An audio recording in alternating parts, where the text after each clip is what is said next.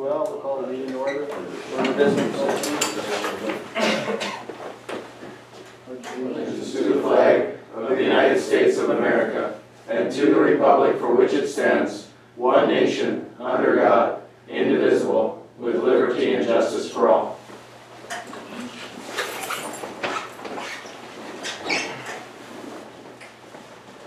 Approval of minutes, any corrections? Move to approve. Motion to approve, is there a second? Second. Second, all in favor say aye. Aye. All opposed, motion carried. Agenda, approval of agenda, any changes, anybody want to add anything? Motion approved. Second. A motion and a second to approve the agenda, all in favor say aye. Aye. All opposed, motion carried. Steve Erickson, state auditor's office. Oh, we don't have one yet.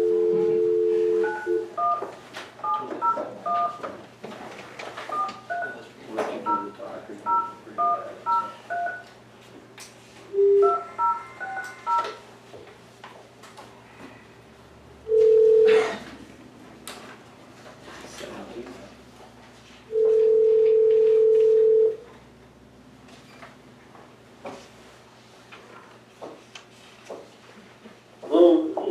Hi, it's Candy. Hey, Daddy. I have the commission here with me along with the audience, so. Good. Oh, good. Well, I'll get right to it here. Well, I'm Keith Erickson with the State Auditor's Office. I am the audit supervisor for the local government division, and I'm here to present the 2017 audit report that we finished up not terribly long ago. And I guess if everyone has their audit report in front of them, I just have a few pages that I will kind of highlight a little bit and kind of go over with you guys. And then I'll kind of have a conclusion at the end. And then if there's any questions, you can always ask me that too. So to start off, for one, I wanted to thank all the staff at the county for all the help they've given us to try to complete the audit. Everyone is always very pleasant to work with, and we're always thankful for everything they can give to us beforehand and to keep us out of the hair too long. The audit went real well. In a nutshell, it was a great audit. We always appreciate the help from all the clients that are able to give us things ahead of time. So that's very nice for them to do that for us.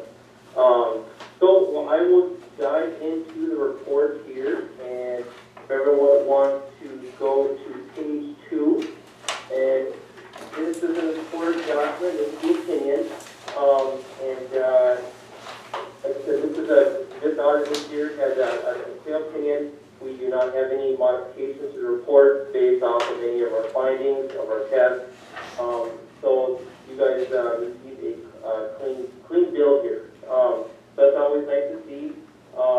There's one thing I want to point out on the bottom of page 2 was the emphasis of matter this year.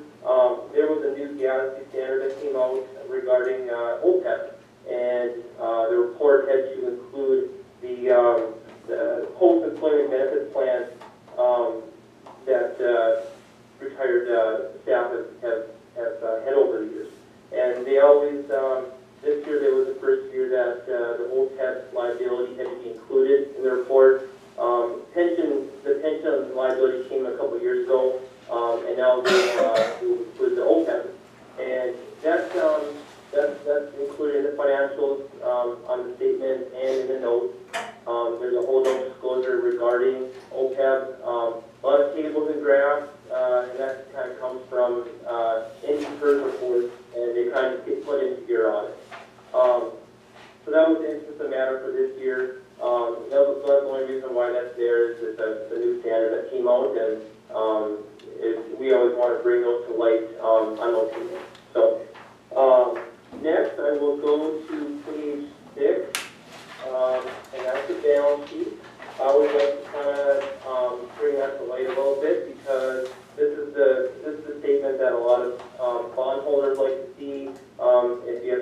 them. And this kind of gives a little bit of a snapshot of your entity in a whole, of how all the funds are doing, and what kind of balances you have, and what types of balances you have. So for this one, pretty basic. The general fund, the balance in the general fund is definitely appropriate for your size entity. It doesn't look like you're carrying over a lot of extra, so that's always nice to see. You guys are budgeting for what you need, and you know, you're not trying to collect a lot of extra in general and in other funds too. So I don't see a problem with that anywhere. So that's nice to see that as well. I guess there's nothing concerning with any of the fund balances here. Everything seems to be appropriate for what it is. I know a lot of the bondholders look at in the general fund. You'll see the unassigned balance of $614,000.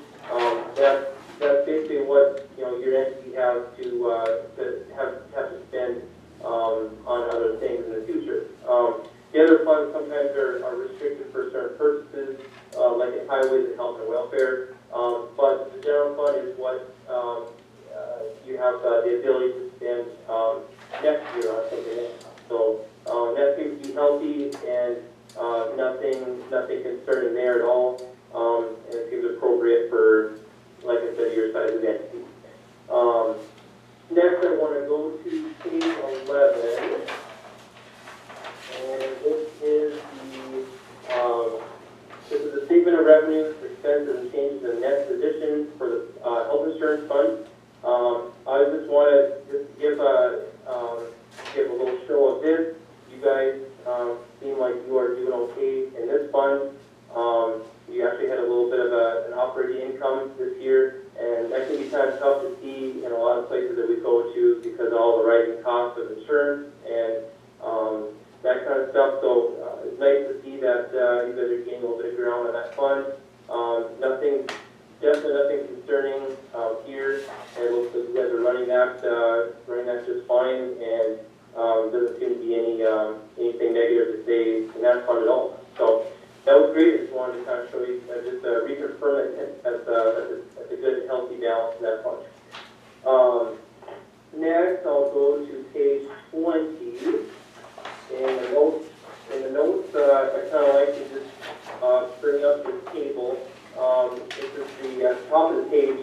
This is the years coming up. What payments are going to have to be made for your loans payable and bonds payable. The balance, loans payable and bonds payable are definitely within the normal range of what we see in some of our counties and schools. Nothing out of the ordinary there, and that just kind of gives me an idea of what the years are coming up, of what the payments will be made on these bonds and loans, and usually, if you do new ones in the future, they always look at some of this data to see what you guys are currently paying on, and so forth. So nothing out of the ordinary there either. And you definitely are able to, it's nice that you're able to, when you do projects, you're able to fund them with current money, and not have to always borrow from the future. So definitely is a nice, you guys have a nice amount there for both. So nothing concerning there. Some places we go to, they have a lot more debt than that. And it's nice to see that you guys are able to pull that off with your current financial situation. So that's nice. Next, I want to go to page 31, and just want to highlight this page. This is the we had to make a prior period adjustment for the OPEB liability, and that was to get it into the financial statements. Be due to get 275. These numbers have to be put in from the ND PERS reports. That's why this is in here. I don't make the rules on these, but this is how GASB wants to do it for these type of liabilities. that each, in the state, each of our entities have to put their share of that liability in their report. So this adjustment was to get the previous balance in so we could continue on going forward. So that's one to bring it up in here. Nothing concerning here. Is just something that we had to do to have you guys in compliance with GASB number 75. So that was it on that. Next, I want to go to page 40 and 41. This is the schedule of connectivity. I would kind of like showing this off a little bit. You guys, all the funds you guys have, this is kind of the balance, revenue, expenses, transfers you guys do throughout the year. And some places that we go to, there's quite a few funds that we see that are negative sometimes. And I always want to bring it up if there isn't too much of that. And you guys don't have a lot of negative fund balances, which is great. You guys are able to, when you guys are collecting for each of those funds, you have the correct disbursements. You don't have you're not having to spend more than what you expect from those funds. So nice to see that. Nice to see that as well. Like I said, sometimes in the highway funds, sometimes people had to spend way more than what they expected to, and here is definitely not the case. So I just wanted to bring that to light as well. Then we'll go to page 44. And this is the summary of auditor's results. As you see at the top of the page there, when you see unmodified opinion, it basically nothing came out of testing or during the audit that would have had not an unmodified report, and that means it's basically a clean opinion in every aspect. So that's always nice to see on the top there. And then right after that is the finding that we had in the report. This one is something new that we did this year for most of our clients that we had to assist in the audit report prep. And what we hope to have in the future is every year we try to have our clients do a little bit more in the audit, the final statement preparation, and Candy as well. Every year we try to help her along a little bit further. And our goal is to have the client able to prepare most of the plan statements so that we can come in and just audit them.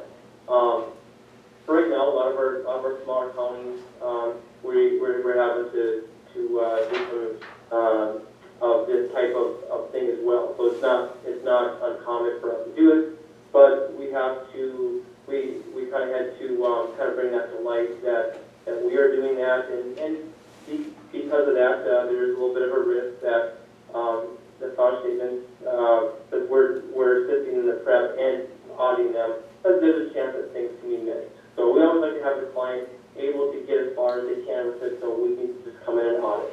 So every year going forward, we'll always have Candy try to do a little bit more, just so we can fulfill that goal of having enough just to come do the audit.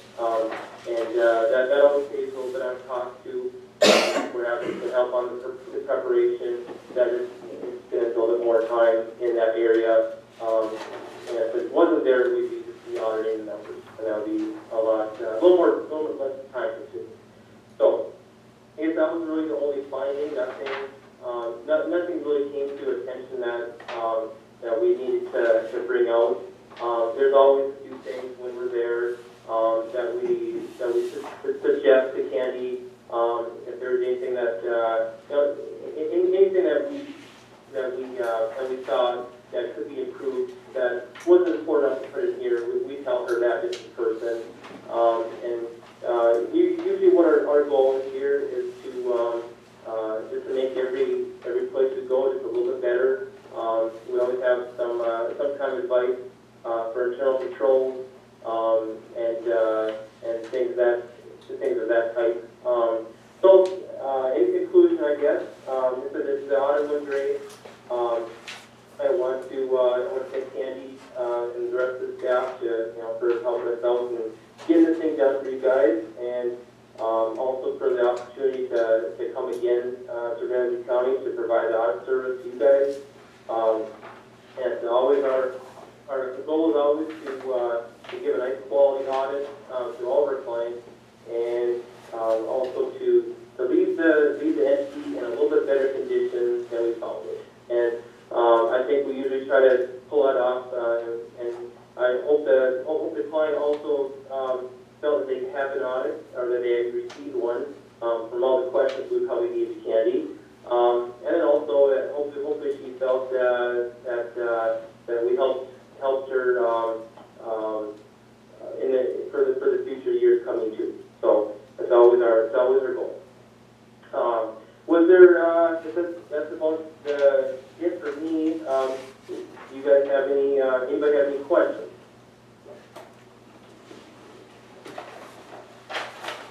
Questions? Well, I think we're pretty well good here, Mr. Erickson. Okay, well, sounds good. I said I always can get questions from anyone. Candy, if you ever have any questions along the way, if things come up, I know you know our email, so we always try to help during the year too. That's kind of part of the service.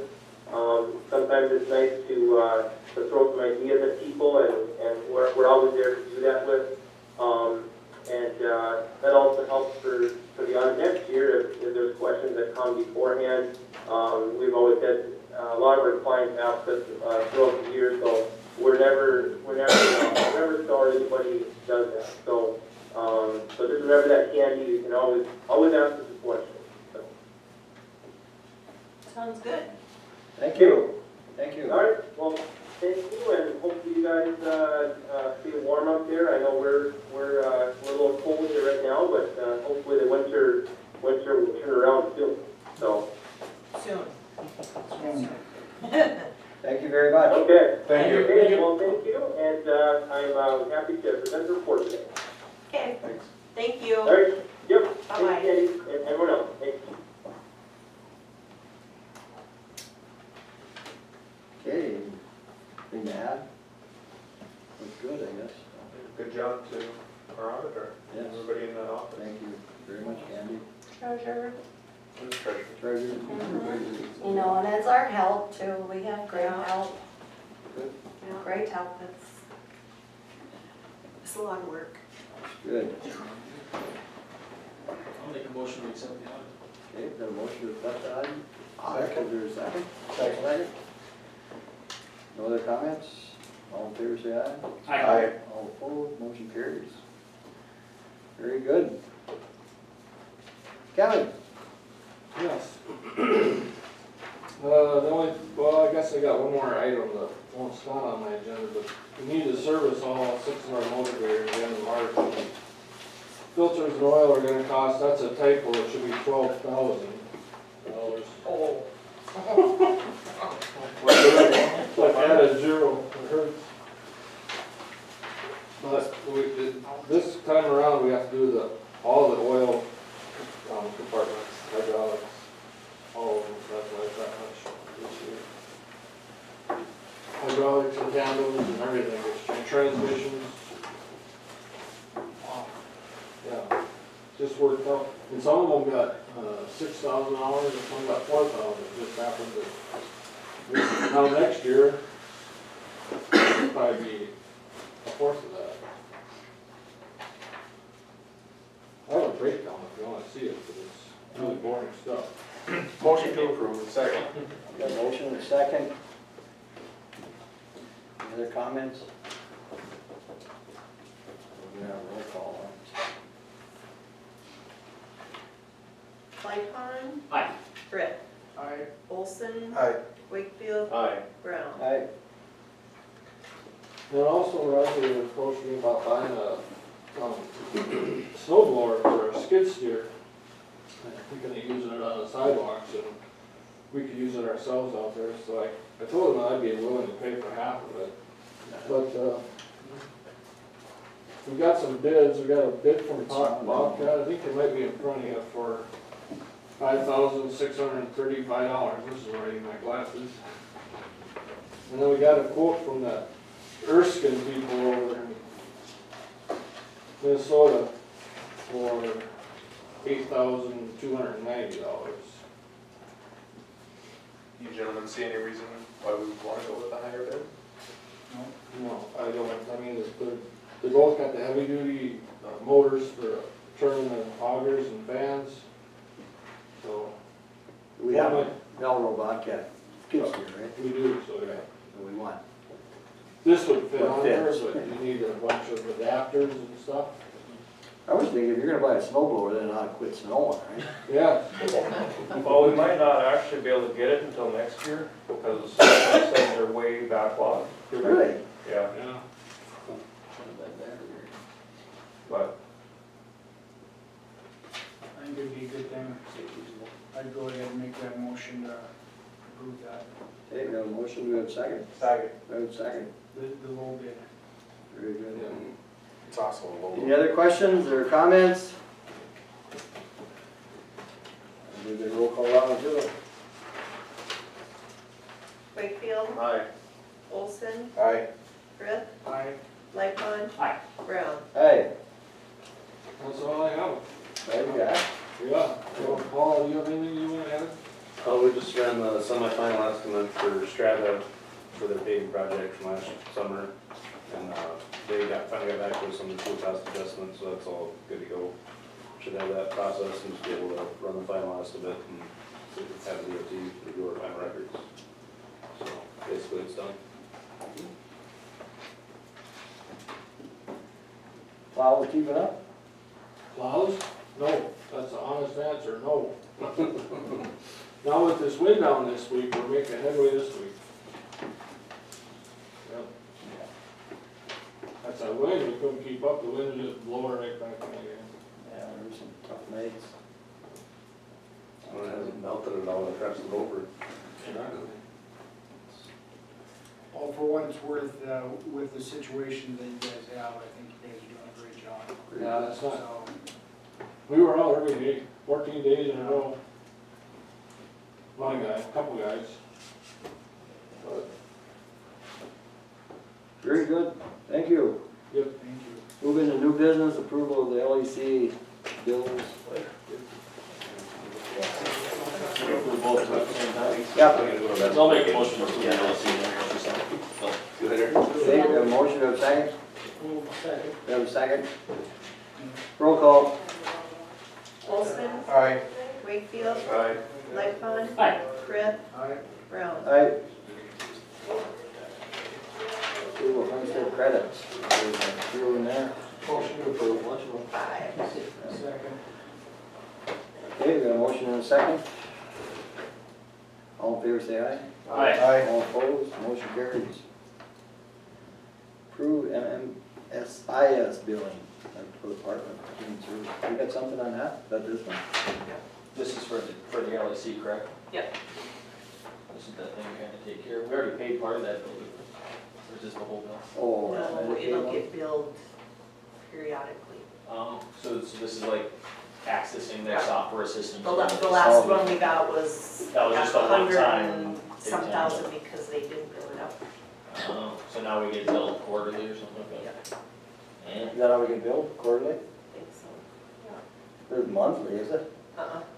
No. Because Rob at the LEC visited with them, and he's going to get each county's individual billing and go through it, That'd be a good idea. because there, I mean, I don't know who's had what services or stuff like that, so he's gone through all the billing to make sure that this is Ramsey County. If I have to bill out to the city, Yeah, that's a good idea. Yeah, I'm sure that's a good. so he's gonna do that for each of the counties that are at the LEC. So this is a state program then? And we're reimbursing them for the usage of them doing the Medicaid work or something like that? Is that what this is? I guess I'm not totally sure what we're paying for. I understand that it has to do with obviously the healthcare, but It's Medicaid Management Information System. yeah. I don't know what you're getting billed for. Yeah, but it's through the LAC, so. No, because the LEC used to pay, Okay, the LEC used. they were just paying out of their funds, but, okay, well, I'll ask Rob. Yeah. See what the Because heck- I mean, I can make you, the copy is like this. I mean, I'm not sure either. it's all the, For medical services that inmates are getting? Must be. I'm sure it is. you know, because some of it shows zero, some of it's like So, $29, some of it's Hold up on $7. it. no, I'm fine with paying it, I mean, we got, I'm fine, but, you know, just the question of how exactly it works. Do you get like statements with them? With that? Yeah, but it has like information. Sure, sure. I was just trying to understand what it was. Yeah, because I mean, we pay health bills for prisoners, for incarcerated individuals, but so is some of it getting run through this and then we're reimbursing, or how exactly is that working, I guess is my question. Well, I like his idea of splitting it out per county, whatever county use it. And it did copy, it says it's Yeah, never confidential right across the front page. No, anyway, we paid, so you made a motion. Yeah, I'll remake the motion. I'll second.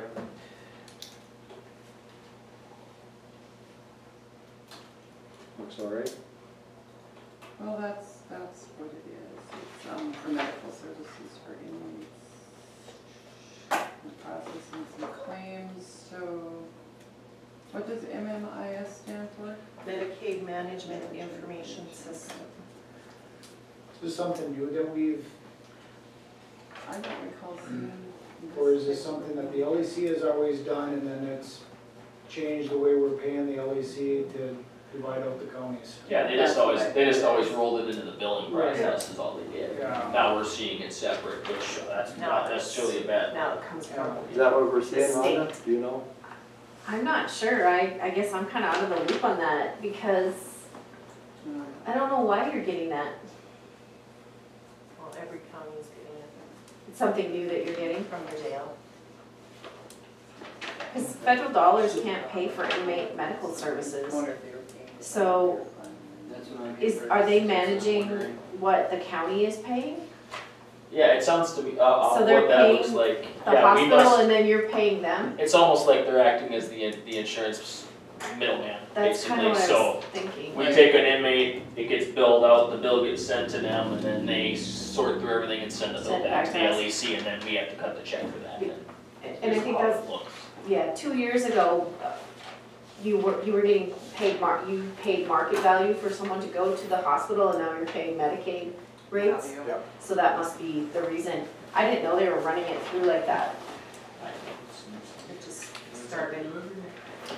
It's an interesting, yeah, the fee for service for people that are on Medicaid expansion, those people 18 to 64 that have low income but they don't qualify for Medicaid.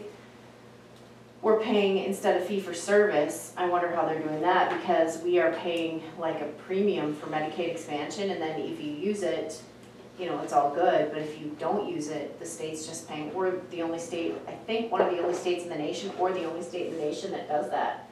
So I'm curious about that, so.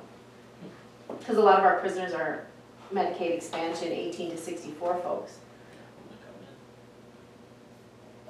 Okay, we have a motion and a second. I'll see him in the morning, I'll give you more information, I suppose. We better roll call this one. Roll call. Olson, Aye. Brett, Aye. Wakefield, Aye. Lycon, Hi, Brown. Right. Okay, visitors and delegations, they want to address us? Oh, I just brought, I just brought the, Terry Trainer did a I think, a pretty concise, overview of Senate Bill 2124, and it just got passed out last week out of the Human Services, the Senate Human Service Committee and Senate Appropriations. So, it's going over to the House with no money cut out of it, $182 million, which is pretty amazing. So we'll see what happens. So that's all I had. And then tonight we are meeting with Benson County at 7:30 So it'll be a long night for Ed and Commissioner Brown and Commissioner Lightfon. But it'll be short, set a half hour, 40 minutes, so. Well, at least, looks like they must have, they pushed back the implementation date a little bit then. Right, that which was, is good. yeah. You know, how it'll wash out through the, house will be another thing, but, I think some of the core issues that we had were addressed. It was a really good, really worked well with the Senate Human Service Committee. Kim Jacobson from Trail in Steele County did a really nice job. So, and part of this started out with the exceptional funding, 7 years ago when Ed said, yeah, go yell, say we need some money, because they haven't funded us. We were one of those counties with 10 mills over, so. Yeah, the Association of Counties and our County Directors Association worked really hard. Terry Trainer and Kim Jacobson, she's on the Association of Counties board, worked really hard with this Senate Human Service Committee, many hours. It's a 138-page bill. I didn't bring it, but. As long as we're on it, I read it, Rhonda, and I'm getting along really good till I got to page 33. I already told Adam this. Okay, I'm not sure what's on page 33. What's on the? It's the directives, from the state. I probably don't need to say anymore. Oh, is this I the, really don't care if I'm on the camera or not, so. I really don't agree with 33. page 33, the board's composed to represent that one? Are we talking about Well, he's the, looking at the Okay. PowerPoint thing. yep, I actually have that with me. How,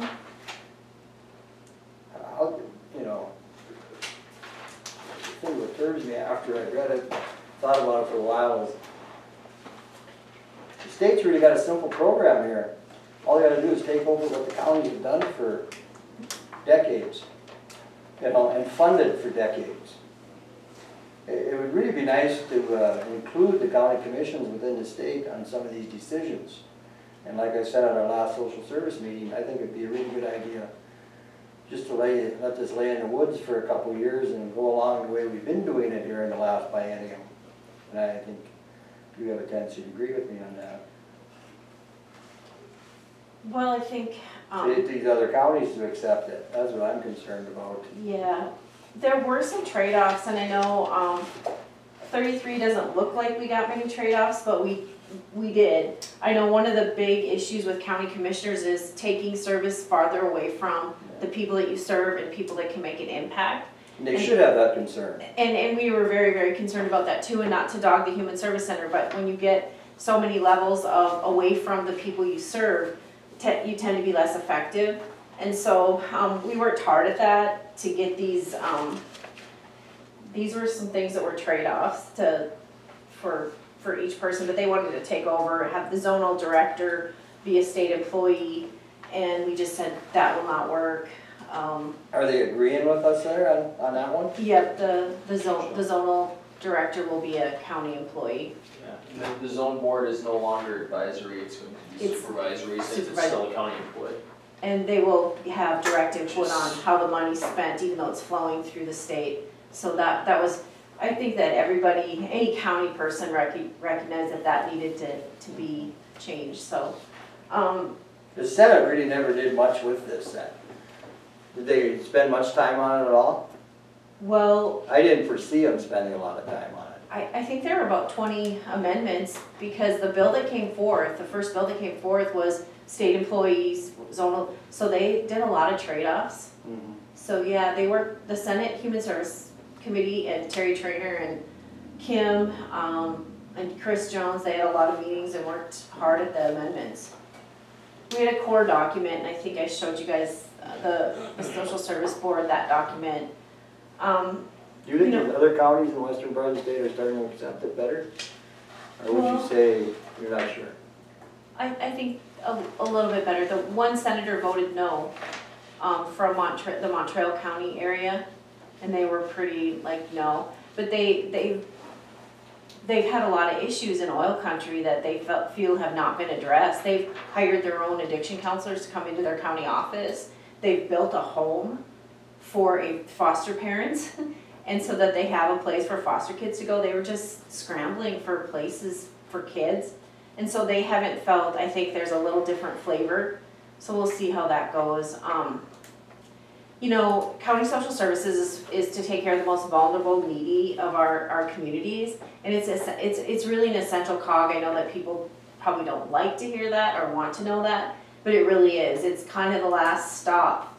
And so I think that there's some, I think there's some, up in the Divide County area, they were very, very concerned because they've hired their own mental health counselors.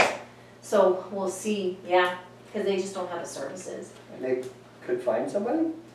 They To pay hire? for them to go to school, and they Pay them to go did to kind of some of the creative things, some of the things we've done to get social workers here to even farther, you know, they've paid for their schooling, paid them to work while they're going to school, yeah. And I think out of was it the Divide County that was so upset about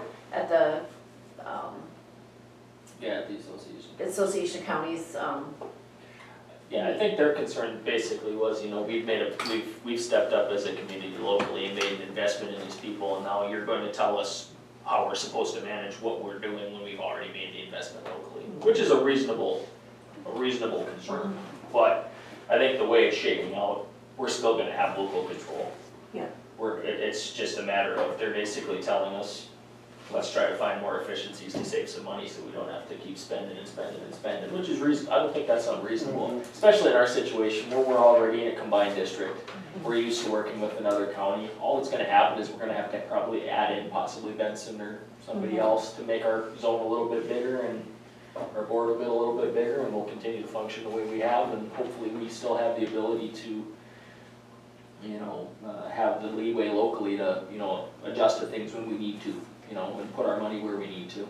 well, and that's it, the flexibility and to be nimble enough not to, you know, I don't know if I should say this or not, but the House tends to want to dictate each line item, and it'll be interesting to see how that washes out in appropriations, but there's whole new leadership everywhere in the House and different people on that committee, so we'll see.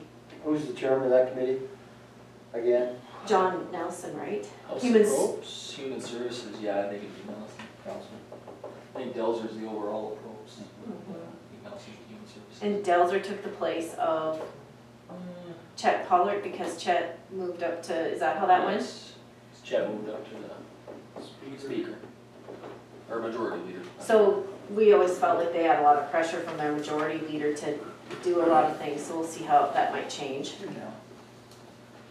Well, we'll have to continue to watch it. Did anybody get to the forum on, legislative forum at the college on Saturday? I was able Did to you get get that. that?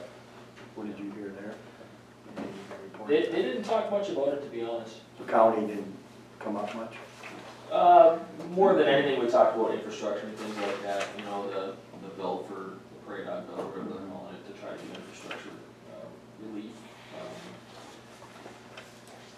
So basically, that's where our property tax relief is gonna come from, is that prairie dog. Yeah, that would be, It's really not gonna come from anywhere else, right?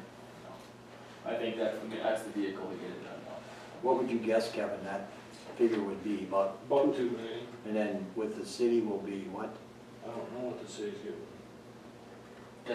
That's per biennium, right? Yes. Yeah, sure. Yeah.